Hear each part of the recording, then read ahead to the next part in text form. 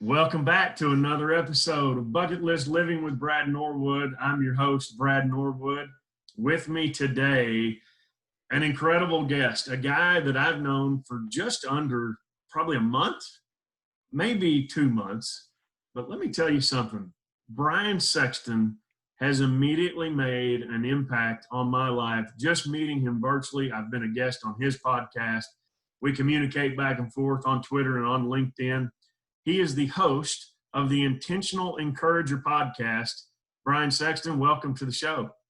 Brad Norwood, dude, I've been looking forward to this, man. How you doing, brother?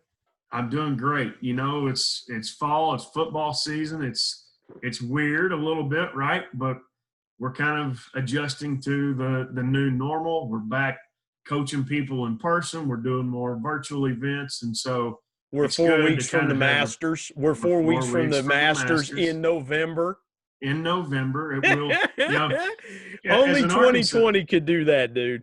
That's right. And, as an Arkansas Razorback fan, Coach Frank Broyles, our longtime athletic director, was a member at Augusta National. And I just can't help but hear him say over and over, it'll be a November to remember this year in Augusta, Georgia. You know something, dude, growing up watching college football, it was Keith Jackson and Frank Broyles in the broadcast booth because Coach Broyles, after he retired from Arkansas, he and Keith Jackson did college football forever. So if you're a kid in the 80s like me growing up watching college football on Saturdays, man, it was Keith Jackson and Frank Broyles. It was. It was. Yeah. ABC Saturday football. It was great. That's right. It was a great combo. Miss them both being on the air. Yeah, Coach Broyles was Coach Broyles was – I'll tell you something I loved about Coach Broyles was Coach Broyles had a real simple, subtle way of breaking something down. Right. It wasn't – Coach Broyles never needed a telestrator. He never needed stuff like that. He would just tell you in real simple terms what just happened. And really, he knew how to make Keith Jackson the guy out front. And I think any successful broadcaster like that, listen, man, when you think of great college football broadcasters, not only was Coach Broyles a legendary coach, man, but he was a legendary broadcaster because not a lot of people like me that grew up in the 80s like I did ever saw Frank Broyles coach a game at Arkansas. But, boy, you knew he was a legend in the broadcast booth with him and Keith Jackson. So, yeah, miss guys like Frank Broyles, man. He was one of a kind. Yeah, for sure. And it's an honor, obviously, to have the Broyles Award named to the top assistant coach in the country each year. My good friend David Basil created that award several years ago. And, boy, what a exemplary award that is now for those assistant coaches to receive. So yeah, I think a couple Marshall guys have been – that's where I went to school – I think a couple Marshall guys who've been up for that award, and it is, there's no higher award as an assistant football coach in college football than the Broyles Award. When you're a finalist for that award in your profession, man, you have flat made it right there. Absolutely, you've made it. Well, speaking of made it, Brian, you have made it. We were talking before the show. In the background there, you've got some Little League photos of yourself. You've got a picture with you and Coach Lou Holtz. You've got the obituary of your father there as well. And you made mention, you said, it's just to let me know where I've come from and where we are today. And so tell us about Brian Sexton. Oh, man. It all started when two people fell in love in 19 – I'll start here. This is the best place to start. So I live in a little town called Barbersville, West Virginia, which is about 15, 20 minutes east of Huntington, West Virginia. So people that are listening to this podcast will recognize Marshall University, the Thundering Herd. That's where I went to school, Go Herd. It's where my son is going to school. As you can see behind me, the Marshall football helmet. 1970, the summer of 1970, 50 years ago, my dad was a senior in high school. My dad was the youngest of 12 kids. My dad's dad died when he was 4 years old. In fact, my dad's dad actually died in church. He stood up to pray. and just fell over dead of what we think was, what has been, we thought for years, a heart attack. The interesting part of that story, and then I'll get to where I'm going here in just a minute. Interesting part of that story was my wife's grandparents, both sets of her grandparents were there. Her mom and dad were there, aunts and uncles, things like that. My wife and I actually met on a blind date. So I never knew any of this until after my wife and I got together and her granddad started telling the story. But my dad was the youngest of 12 kids. And so in 1970, it was him and my grandma and two of my aunts that were still living at home. And so they didn't have a whole lot of money to speak of in that time. And so my dad in the summer of 1970, Brad, worked around the Marshall football team. He would go down to Gullickson Hall, which was the gymnasium on campus at the time. He'd wash uniforms. He would, do whatever they needed to do. And then they'd go over to Fairfield Stadium, which is about 6 blocks from campus. And that's where they would have practice, and Dad would go there, in the summer and things like that. So November 14th, 1970 is a day that if you went to school at Marshall, or if you're a Marshall fan, the story. Marshall was playing at East Carolina. They lost 17-14. They flew down. It was the first game that they had flown charter. And so it was a big deal for the community, big deal for the players. And so they flew down Friday evening and then flew back right after the game on Saturday. About 7:30, 7:40 that night, bad weather. Flying into Huntington, you fly in on top of a mountain. Same thing in Charleston. We fly off a mountain, we fly onto a mountain. And the pilot misjudged the runway because they thought, there's trees and then there's the runway. And 75 people were killed on the Marshall plane crash. Movie was made about 15 years ago, We Are Marshall, very accurate, starred Matthew McConaughey. But my dad, had he been a few months older, Brad, would have likely been on that plane. Wow. And so, so my dad was a huge influence on my life. I was born in August of 1972. And so my parents got married young, had me young, and, just grew up pretty average. Went to Marshall University, got my marketing degree, spent 15 years working in food distribution sales and a sales manager. Altogether, I spent about 25 years in sales management, customer engagement, building territories. And fast forward to where we are today, I decided wanted to do a podcast this year. And I thought, well, I do one on sales or do one on something else. And I thought, I've seen so much expertise out there on LinkedIn and other platforms. I thought I'm going to do something on encouragement. And so it's a spinoff of what the Lord called me to about 15 years ago in encouragement. So that's that's kind of taking a long way around to get where we are. But that's my story in about a 4-minute nutshell. No, I love that, Brian. And because in the bucket list life plan, we talk a lot about that the letter L stands for legacy, leave a legacy. Yeah. And the story that you have with your dad and that legacy I know that he left, I want you to talk about that, because the Intentional Encourager podcast that you call it started with your dad, right? The naming of it? Yeah, it really did. My dad was the original intentional encourager. My dad always encouraged me my whole life. My dad put me in uncomfortable positions, but had unbelievable confidence in me that I could perform. I share something in the book, People Buy From People, that'll be out hopefully late November. We're down the home stretch on that one. I would say we're about to 25, Brad. We're getting into the red zone on that book there. But I tell a story when I was about 15. We went to a little church that my uncle pastored. I grew up Pentecostal, still in Pentecostal. So we went to a little Pentecostal church that my uncle pastored, and it was just a piano player and a drummer. And the piano player was my legally blind uncle, and the drummer was my cousin. And Dad said, we need a bass player. I'm like, I can't play bass guitar. He's like, yeah, but we got a keyboard that you can play the bottom end of it that splits. And so I'd taken piano lessons as a kid. So long story short, I just start fooling around with that thing. He's like, all right, you're playing Sunday. Excuse me. I'm like, but I'm not. He's like, he dropped the Stanley Hudson line from The Office. Did I stutter? You're playing Sunday. My dad said stuff once. If he said it a second time, it was bad news.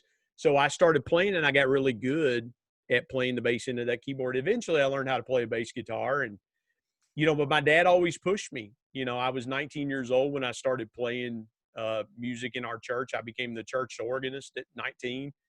I'm 48 now, and I'm still playing music in church. I play keyboard at our church that we go to now and singing a Southern gospel quartet. And so my dad's impact on my life, Brad, is huge. I wouldn't be sitting here talking to you today without the influence of my dad. My dad would tell people, he's like, I've got my foot in his rear end to go to college. My dad didn't go to college, but I was going.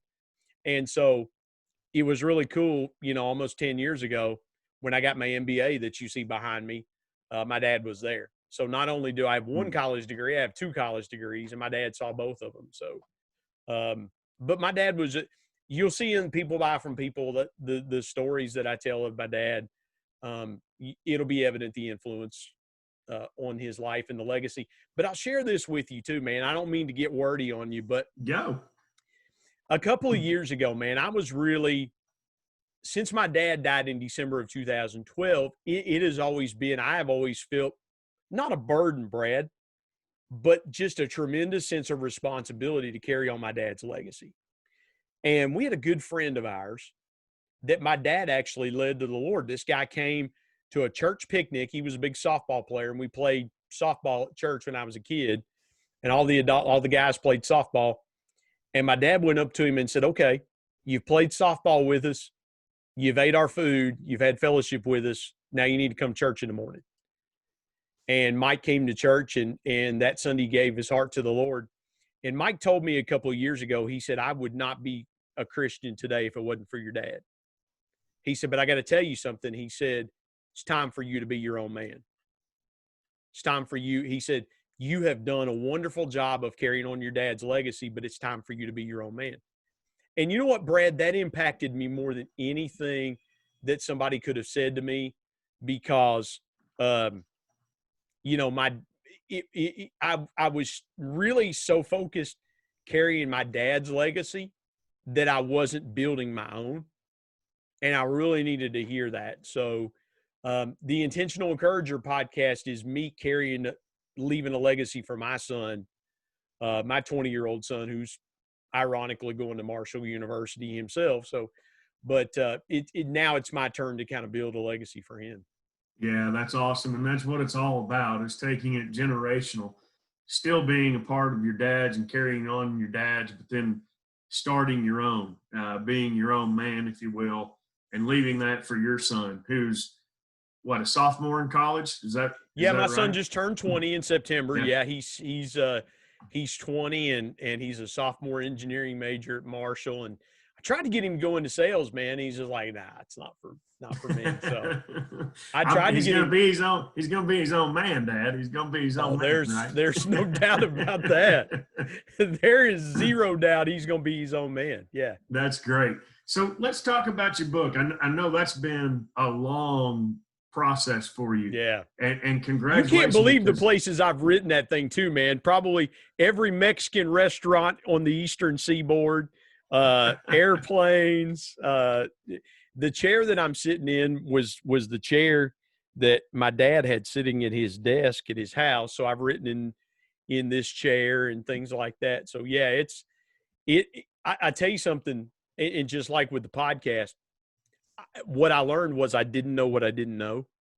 And thank God I have friends that are willing to share with me. And I'll tell you something, Brad, I want to leave a quick piece of advice for your audience. Sure. Be willing to give. Yeah. Be willing to share with people, and don't expect anything in return, because the Bible is true. When you give, man, it returns back to you. And I can't tell you how many people have helped me. I've got a buddy of mine. I'm going to give a little plug for his book. my buddy Jason Romano, who wrote The Uniform of Leadership. Jason was so huge in helping me kind of figure some stuff out. Kristen Sherry really helped me figure a lot of things out. My buddy Eric Conovalov really helped me dial some things in. And I mentioned those people because I'm telling you, man, had they not been willing to share with me, I would have been lost as a ball in tall weeds. And you know what I'm talking about with that reference right there. Right. Yeah, that's right. That's right. That's right. And trust me, I've hit a few balls. Hey, can I share a story with you, man? I'm sorry. I don't mean to hijack this thing. We were playing golf in Mexico about 20 plus years ago. I was on a trip. I was on a business trip. And I was more rotund then than I am now. I was going about I was an Arkansas offensive lineman. I was going about 340 at the time. And so we're playing golf in Mexico. And, man, off the tee, I just sliced one into the weeds, into the woods. And there's straw and stuff like that down there. So I'm trying to hack this thing out with an iron. And I hack it across the fairway.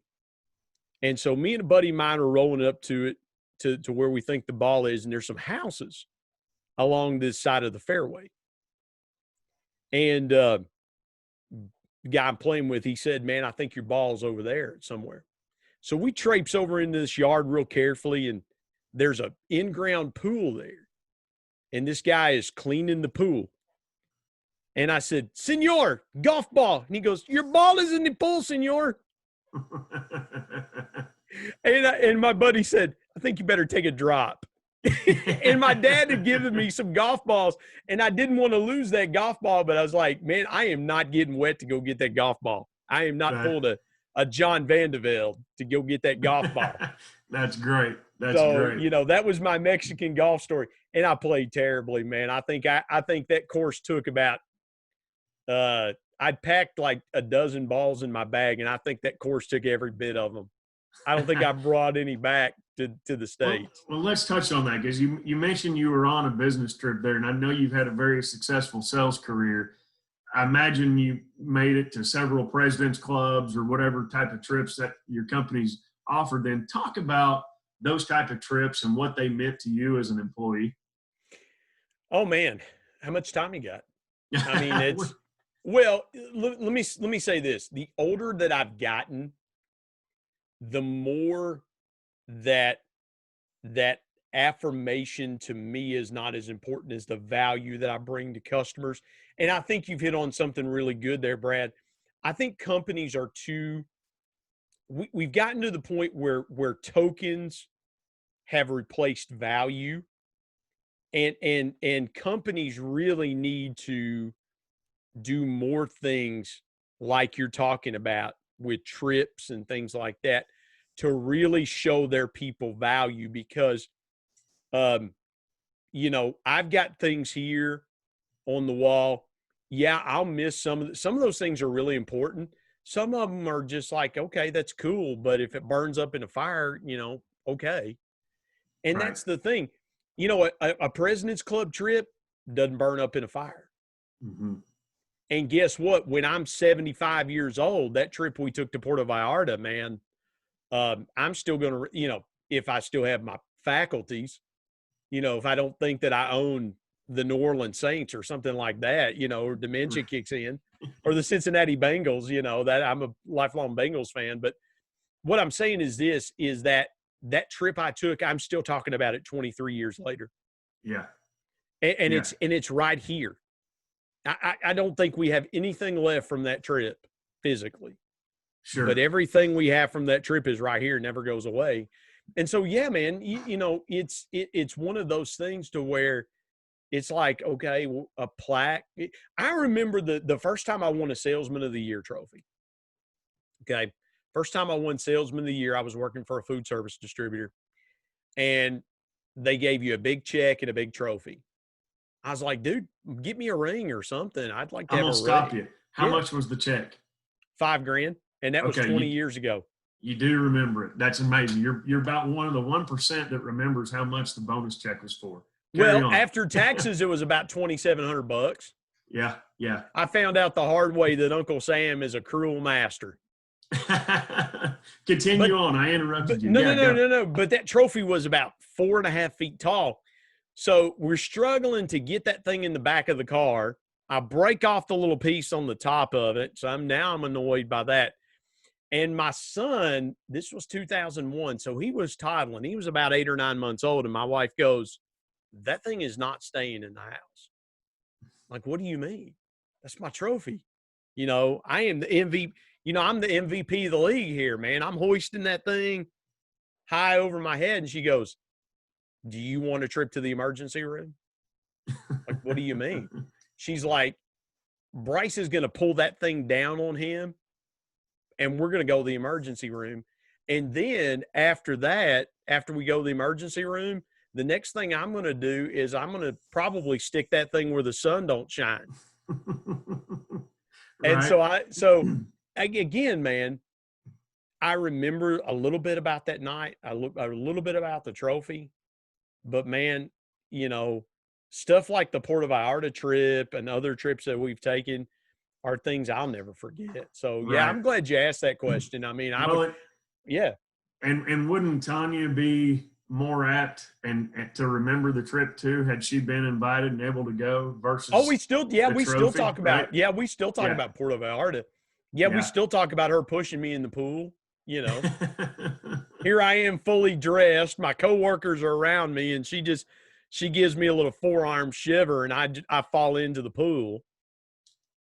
That's awesome. And my coworkers are like, "Oh, you fell in the pool. Sexy fell in the pool," and I'm like, "He got pushed, man. He got pushed." That's great. I'm crying to the official, man. I got fouled. Yeah, that's right. And there was no instant replay back then. We won't get into that this week, Brian. No, there was no instant replay. Hashtag Arkansas got robbed. That's all I'm going to say. I hear you. So let's go back to your book, though. I want to talk about that because it is on a letter U, the ultimate challenge in the bucket list life plan for me. I want to write a book. I don't know what I'll write about yet, but it's on my bucket list for the future to be able to write a book. Talk again about that process. Tell us the idea, how you got started, and walk us through it. Yeah. So initially it was going to be called, Do You Have Any Fries in Your Trunk? Okay. Flaky kids, flanges, family companies, and fillets. My life in sales. So it was going to be called that. And I had a customer years ago in the food business, little place up in Leetart, West Virginia, little country restaurant. Walk in one Tuesday morning like I did every Tuesday morning to get my food order and show her specials and things like that. And I walk in and the lady that owns the restaurant, she goes, her name is Robin. She goes, Brian, do you have any fries in your trunk? And I'm sitting there bewildered, like, what did she just ask me? And she goes, I got a huge power plant down the road here, and they blew me out of the water, and I got no French fries for lunch to serve my customers. And I told her, I'm like, Robin, if I could make French fries magically appear, I wouldn't be selling them. Right. I'd be doing something else. And so I started to name the book that. But then, Brad, the single greatest professional piece of advice my dad ever gave me, and my dad was in sales about 40 years when he died. So it's 1995. I get my first sales job, and my dad looks at me one day and he goes, son, never forget people buy from people. Mm-hmm. And I didn't forget it. And so the idea started percolating right after my dad died. I was going to write a book called In Everything Give Thanks, talking about the power of gratitude and Thanksgiving. And the longer that I sat on this idea, Brad, I thought, I've got something here. But I started to write it as a sales book because sales was what I knew. About halfway through, I'm like, my dad wasn't talking about sales. Right. He was talking about connection. And so I share 10 connecting principles that anybody can use. So to give a little tease here, one of the connecting principles is the last chapter is called People Buy Memories. And so that's what we're talking about with trips. People buy memories. Yeah. And so, memories are something that connects people. you know, you and I could go on a trip to the Masters, and for the rest of our life, that memory will connect you and I together. Correct. You know, you were telling me when you came on my podcast, you were telling me, because I asked you, I said, what's the greatest lesson you ever came? You told me the story of going to the Masters and getting stuck in St. Louis with the storm, and you had about a 2-minute window to get everybody on the plane and get out of there. And you were telling me how the pilot hauled tail and got you out of there, and it saved your business. But everybody on that trip with you will be connected with you with that memory the rest of their lives. And so people buy memories. You know, people buy consistency, people buy empathy. And so there's 10 of those lessons in there. And then I share some points throughout the book. So I'll give you one. One of the points around those connecting principles is autograph every interaction. So that's what I try to do, is I try to autograph every interaction that I have with people, so that people know, hey man, Brian did this or Brian did that. Think about when we were kids, man. The reason I tell the story is my dad and mom took us to a game in Cincinnati one time. I was about 8 or 9 years old. And it's so funny, man. 2 days ago, we lost Joe Morgan, the great Cincinnati Reds second baseman. And I'll never forget, man, Joe Morgan was playing for the Giants then, hits a foul ball in batting practice and hits a lady in the side of the jaw. I mean, just I can still see it and hear it. But one of the guys that Joe Morgan played with was a guy named Jack Clark. He played for the Cardinals, and he was an outfielder and a first baseman. I got his autograph on a program, him and a guy named Mario Soto. Dummy me, I left it at the ballpark. I don't have those autographs, but I remember the interaction. Yeah. I remember being so excited getting Mario Soto's autograph, being so excited getting, and behind me, this section of books right here that I have behind me are books that are autographed by my friends. Awesome. And so those mean a lot to me that they've signed those. And, you know, I mentioned Jason's book. I've got a Phil Robertson book that's autographed. His son Al's a friend of mine. But man, why do you think people are so keen on autographs, man? It's because, you know, it's a piece of that person they admire. Right. And so that's in the book. And yeah, man, you know, it's a combination of what Dad told me, the stories around some of the things that he told me, and, you know, my own life experiences that I've learned in 25 years of sales that hopefully make me a strong connector today, Brad.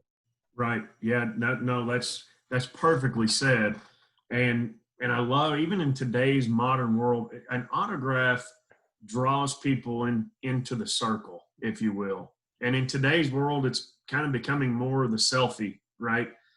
Take a selfie with those you're around. If you got a selfie with somebody, a picture, it's just a captured moment within that circle. Well, how many pro golf tournaments have you been to? Probably hundreds of pro golf tournaments. It'd be close. What are Monday and Tuesday in a tournament week great for?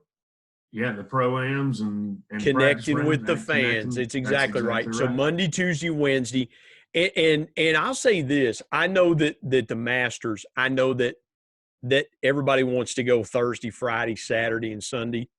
And I get that. Sure. But to me, I would rather go on a Monday or Tuesday, because not only are you going to probably run into celebrities down there, but you're probably going to, you know, even guys that are tuning up for the Masters, I think you're going to get to see more, because once the lights come on Thursday morning, you know, and the first group tees off, and man, I hope as long as they can do it. Of course, we lost Arnie last year, but man, I hope as long as they can do it, they still have Gary Player and Jack Nicklaus starting that thing. Absolutely. That is awesome. That is one of the best things that they do, is those guys hit the ceremonial first ball. But man, you know, when the lights come on and the first group tees off, man, it's on. Yeah. On Thursday morning, because you're talking about a major championship.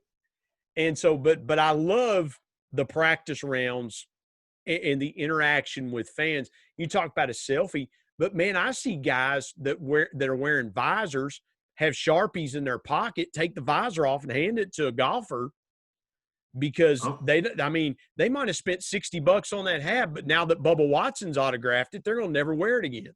right. Yeah. It'll go in their golf den. Yeah. It's definitely a great moment. Like I said, I love that point. Perfectly stated. So the name of the book is. And Bubba, by the way, Bubba is an honorary West Virginian because he's got property at the Greenbrier. So we claim Bubba Watson. You claim, okay.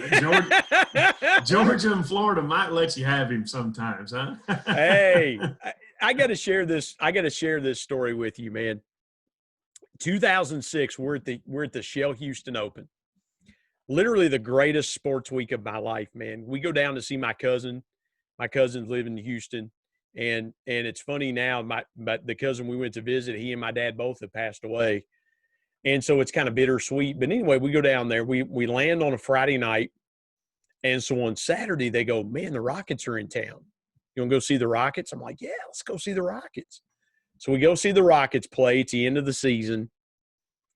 And then so we're there through the following week. So Tuesday night, he's already got lined up because the Astros had started playing. So we go see the Rockets on Saturday. We go see the Astros on Tuesday night, and he's got it lined up for us to go see the Shell Houston Open. We're there on Friday during one of the rounds. So we're all pumped, man. Bubba Watson's a young guy on tour.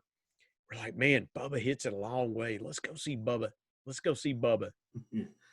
We go to the 13th. We're parked on the 12th green that butts up against the 13th tee.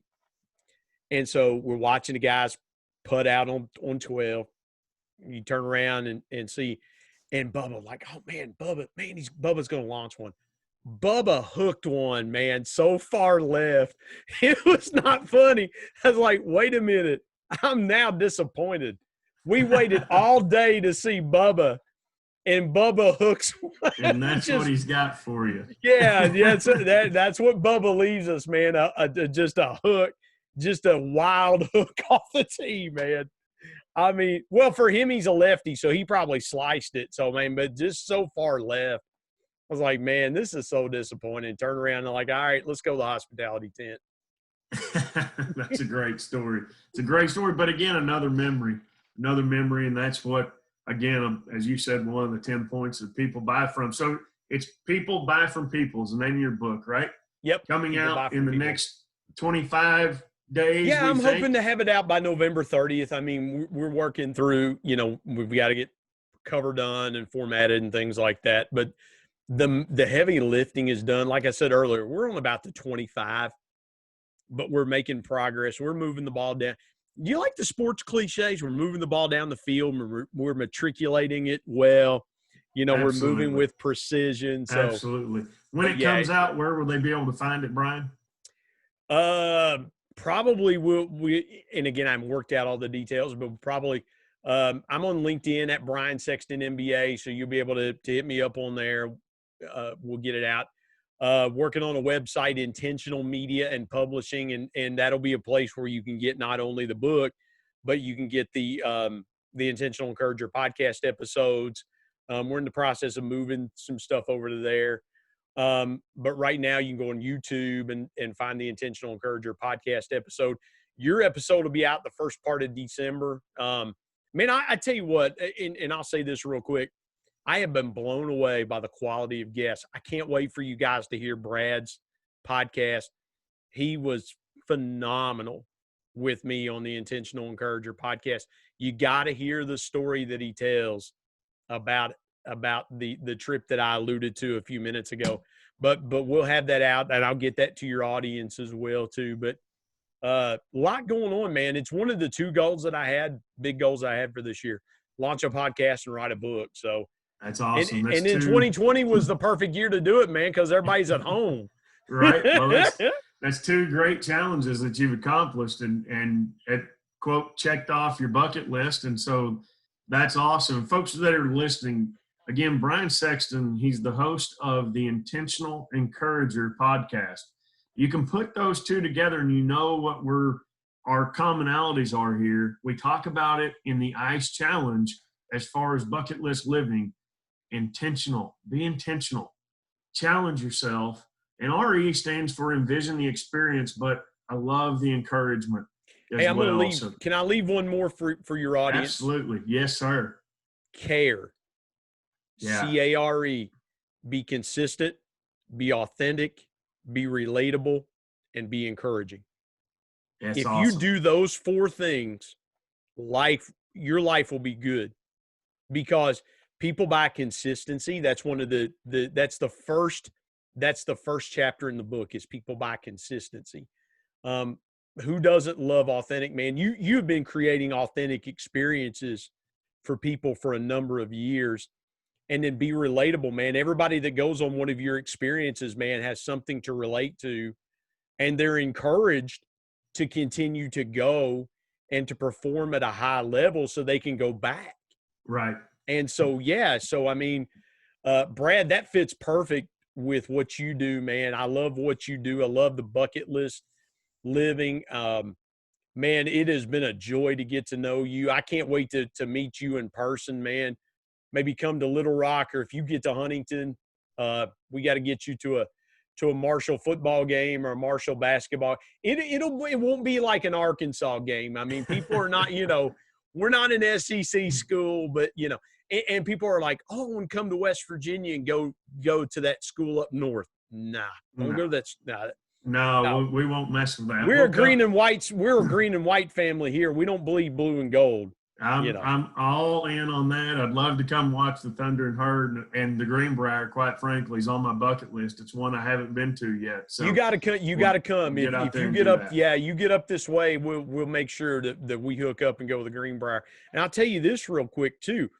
Another resident, I got to share this quick story with you real quick. So another resident of the Greenbrier properties is a guy you may have heard of, a guy named Mike D'Antoni. Okay. Wow. Okay. Wow. Okay. Wow, that's incredible. So I threw cornhole with Mike D'Antoni one time. Nice. Yeah. So Mike's nephew, Parker, and my son went to the same Christian school, and we're on the baseball team together. And so Parker's dad, Mark, Mike and Dan's younger brother, he and his wife, Shelly, would be at every game, and Tanya and I would sit with him, and we talk to him. And Mark is vastly different than his 2 older brothers. He's an attorney in Charleston, just a different kind of cat. Great guy, just a different kind of guy.